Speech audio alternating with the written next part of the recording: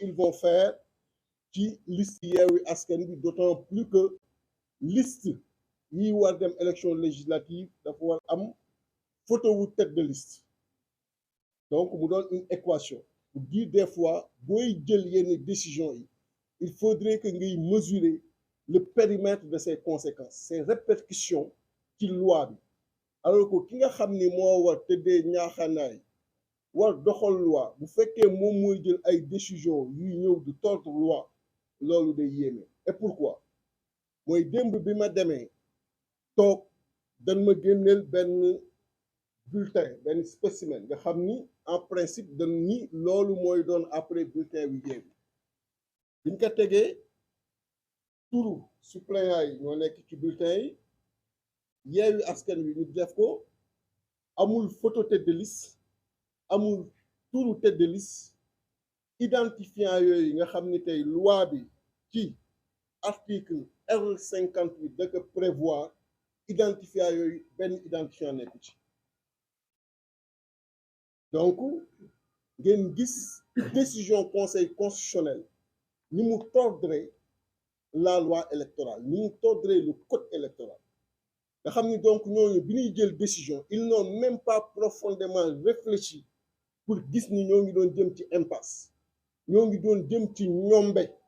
parce que ñombe weesuwul nga ni 8 listes yi nga xam ni ñoo war a dem 7 yi daanu am tête de liste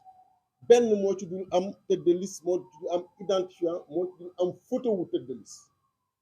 bi ñu présenté loolu ma ni leen lii lu muy tekki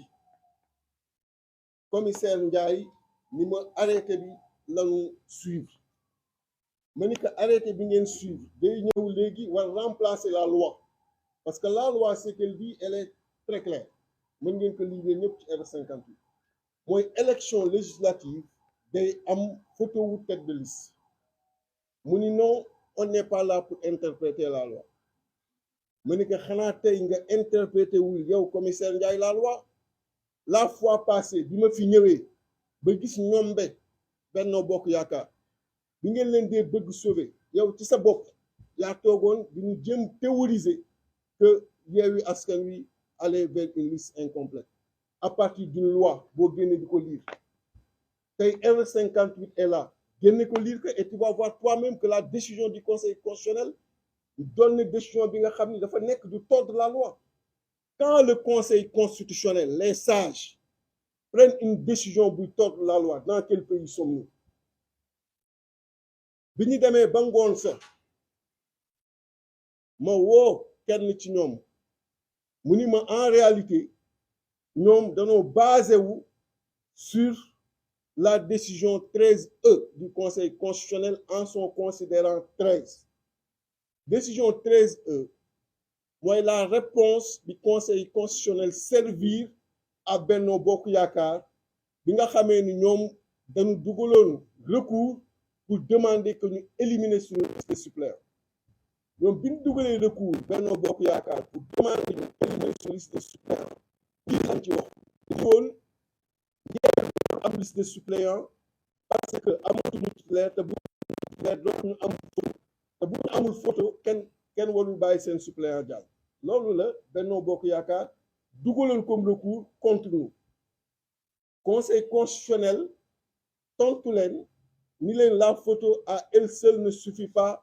pour identifier et que am na yeneen identifiant yu fa nekk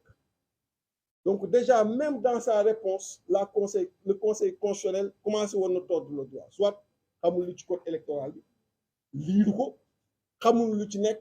wala soit nekkoon nañ di exécuter aveuglement benn commande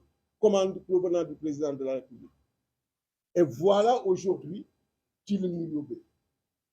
loolu moo waral bi ñu waxtaanee ñu ni nag liy jot na te wolof njaay dafa naan buur bu xamul ni saay la nga ni ko lan buur a ngi bàq ya